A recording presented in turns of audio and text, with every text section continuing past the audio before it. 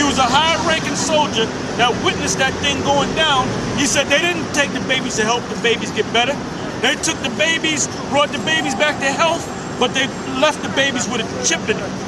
So that's already started, man. Yeah. That's why we bring that out every week. That's got to be brought out every week. Yep. The thing about the chip, right. All right, martial law, Yep. the concentration camps, the situation in Iran, because there's another news clipping out where they have a couple of submarines, nuclear submarines, right not too far from the Iran border. So if you got submarines sitting out there not too far from the border of Iran, that means you're getting ready to do something, man. Yeah, that's right. And there's a heavy presence of United States troops out there in the Middle East. They've been in Iraq for what? Really going back to 1990, 1991. They've been in Afghanistan for going on 10 years. And they've been talking about going into Iran for the last 5, 6, 7 years. Yep. So all that emphasis is on the Middle East. Right. So they're pushing the prophecy, man. That's a hot They're pushing the prophecy. That's why one of my favorite scriptures, which I almost always bring out, is Habakkuk 2. Yep, you get that. It shall surely come and shall not tarry. Yep. Because I remember when I first came into this truth, the things wasn't taking place like they taking place today. Speeding up. Everything is speeding up, man. Speeding up, yeah. Everything is moving quick. Yep. These prophecies are coming fast. They ain't slowing down no more. All right? And if you understand the scriptures, you can watch the news and go to the Bible and link everything through the Bible. All right? Oh, you got that out? Go ahead. The book of Habakkuk, chapter 2 and verse 2. And the Lord... Because I remember Ariel, when he broke it down, he said, that's not happening yet, but there's going to be a time where it's going to happen. So you know what? We in that time where it's happening, man. Prophecy is taking place. Right. They've been in the Middle East for years already, man. They ain't coming out of the Middle East.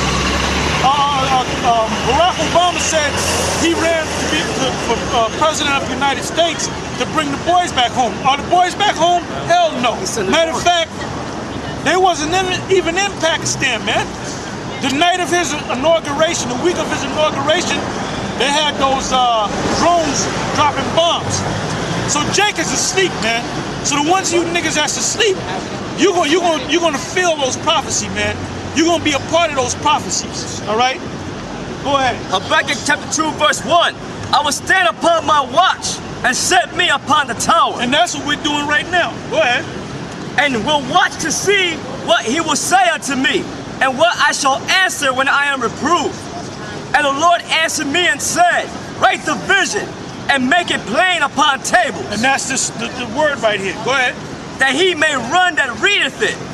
For the vision is yet for an appointed time, but at the end it shall speak. So now it's speaking. Go ahead. And not lie. And not lie. So you can't make a mistake and say, nah, the world ain't coming to an end. It's going to be another 3 or 4 generations. It tells you the book of Matthew 24 in this generation, man. Go ahead.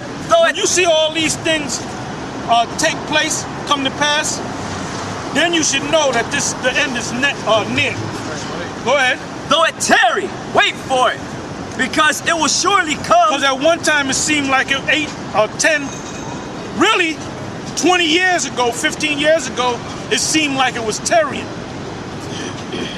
Because back in 91, when Daddy Bush sent the troops over there and they had a desert storm, we thought that was it. Then everything kind of got quieted down.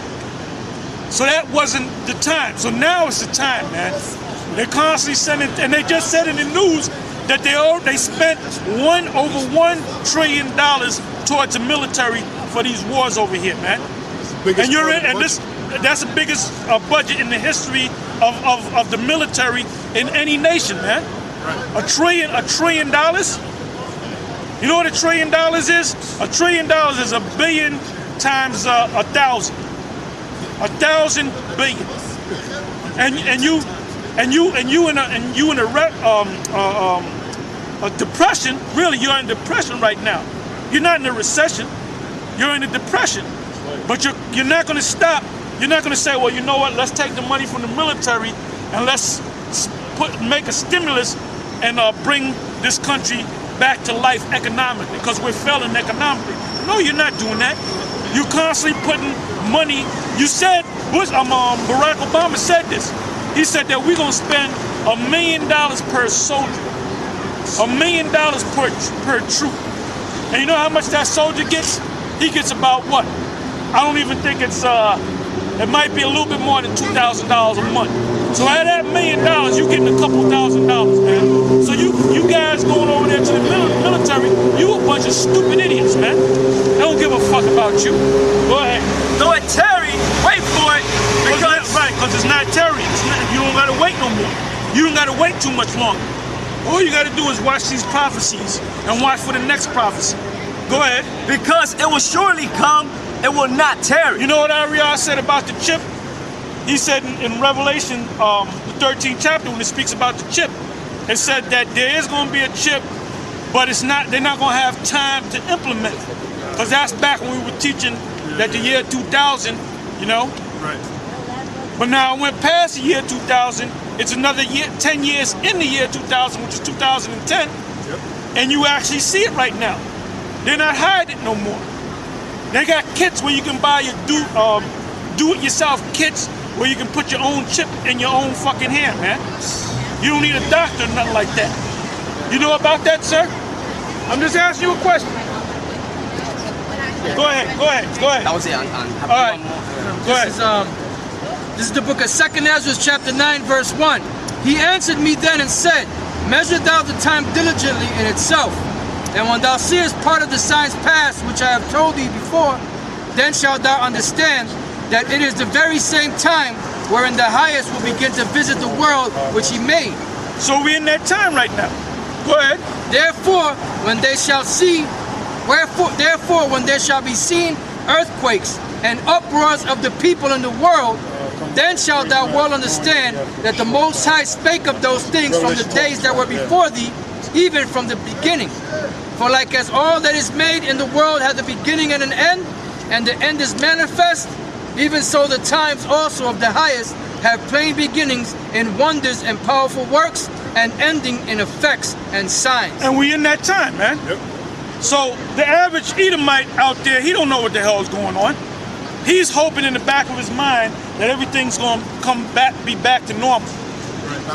That everything bounces back. Oh no, there's a recovery. We're going to hit the in a recession, where they call it, hit the bottom, and then we're going to start coming back up.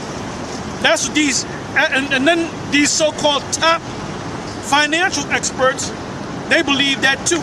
They believe that everything is a cycle. But the elite know that they're going down, man. Oh, boom and bust cycle. Right, Yeah, exactly. Yep, that's right, that's right. They said that around, remember when the stocks went down almost below 8,000? They said that that was the bottoming out point and that it started to bounce back. That's what they're trying to say, because, you know, it kind of went back up to 10,000 or over 10,000. So when they hit 8,000, they said, yeah, we bottomed out. Now it's back up from here.